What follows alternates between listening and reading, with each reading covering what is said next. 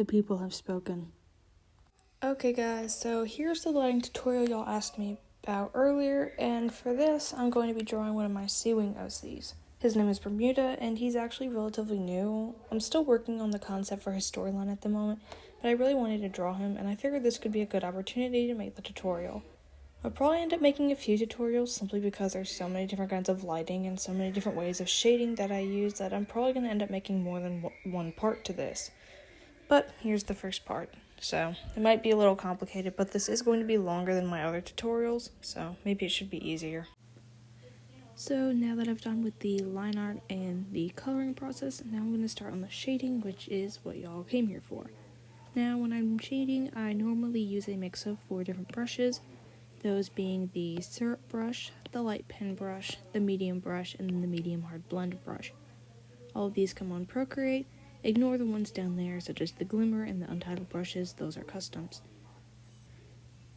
Now, in case y'all don't already know, I like to keep my layers very, very separated. You don't have to do this. I normally like to keep my main line art layer, my very faint scale marking layer. I like to keep those two separate, simply so that I can change the opacity later if I need to. I have the green layer, the one with the black, and the white background. I also have the eye and some locked layers down at the bottom. Now, the background you have for your drawings will have a very heavy impact on how you are going to do your shading. For this drawing personally, I'm going to just be going with a plain black background, and I'm going to have the main light source in this drawing be this little area right here with the glowing magic stuff. Now, the next thing I like to do is I like to go and open a new layer. And I like to start with the most basic of the shadows, which would be behind the ears, behind the jaw, and in this area behind the arm here, and pretty much anywhere that the light would not be directly hitting. So you can think of that. If the light is going out here in a straight line, it's going to hit this area here, which is overshadowed. It's going to hit this area here, which is overshadowing this little area back here. If it hits the cheek area, the light is not going to get back here, and just in a bunch of other places, so you gotta add lighting where you need to. Add some basic shadows. You can shade with black. I normally like to go to Harmony and go to a green, similar to the main vibe of this drawing is going to be shades of green, and on the color wheel, the opposite of green is apparently the shade of purple. So I'm going to use that, and you gotta trust me, I'm going to start filling that in, and then I'm going to go to multiply and set the opacity lower. It's not black, but it does add it helps the shading look a little bit better. You'll notice a difference if you use the opposite of the main color of your painting versus just plain black. I promise you it will look better, but you can try it on your own if you don't believe me, or you can just use black, whatever you want, really.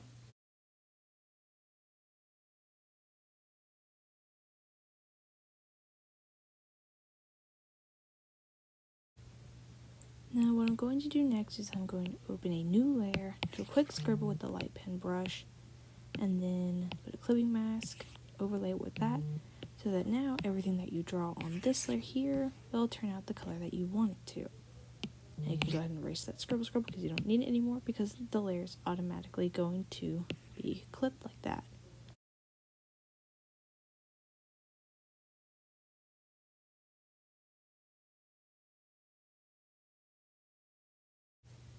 Now that you're done with that, which is the softer shading, I like to shade it on the areas where there are more fins, such as the wings and around the back of the neck here. But what you're going to do now is you're going to merge those two layers together so that it's just the one layer. You're going to go back to the previously shaded layer. Going to turn the opacity like normal. You're going to go back to normal so it's no longer multiply, and you're going to merge the two. That way that you can have both the harder lines and the softer shading lines on the same layer. And you go back to multiply, go back to around the 20s or 30s is where I like to hang out, but now you have that. Hold on. Perfect.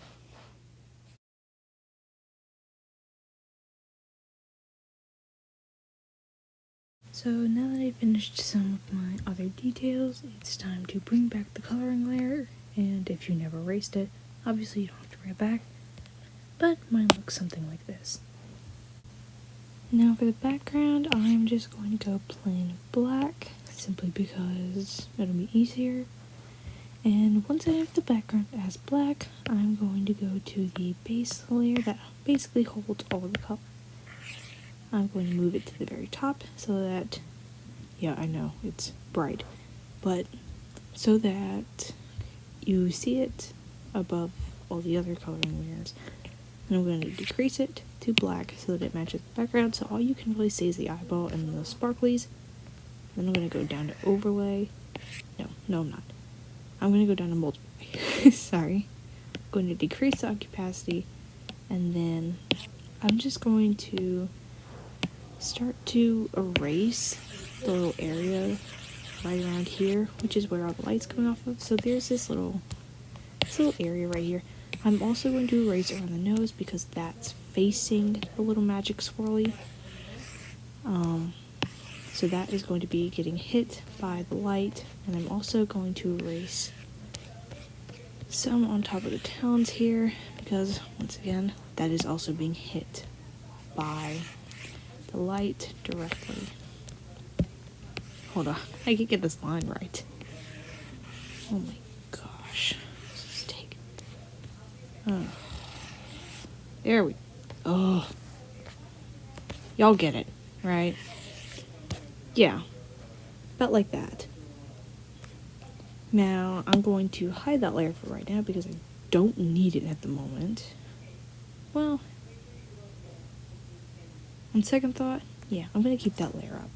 Then I'm going to open a new layer, go to light pen, the normal one, sorry, not that one that y'all just saw. And I'm going to go to the green we saw earlier. Now I'm going to start, and I'm just going to highlight. Oopsie. Sorry about that, guys. I am going to highlight every single area that is going to be hit by the light, and I'm going to go ahead and set that layer on add, and then I'm going to decrease the opacity so that it's not so terribly bright. But I'm going to go ahead and do that, and then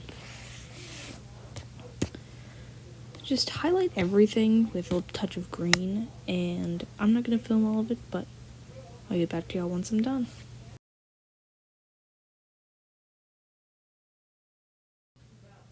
So now that I have this section done, I am going to move on to the more basic ones, where I'm going to duplicate that layer and delete everything on it, simply because I'm too lazy to start a new one.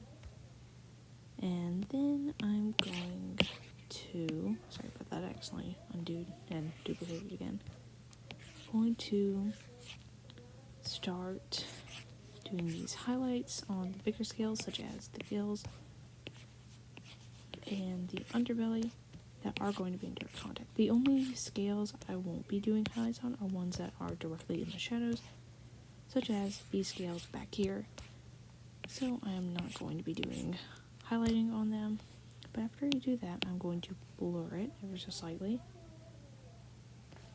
And then I still think that is a bit much, so I'm going to tone that down a bit and see.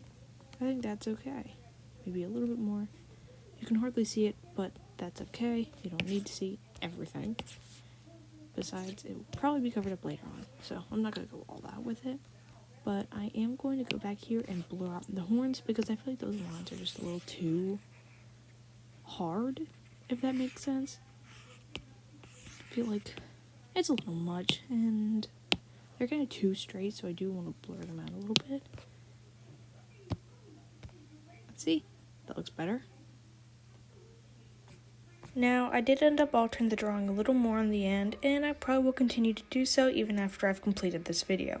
For the most part, the only advice I can give is to just go crazy. If you want to try something but you're not sure if it'll look good, try it anyways. You can always fix it if you need to. Besides, you might come out with something better than you had before. It's also good to experiment, try your own way of doing things, and really just remember to have fun.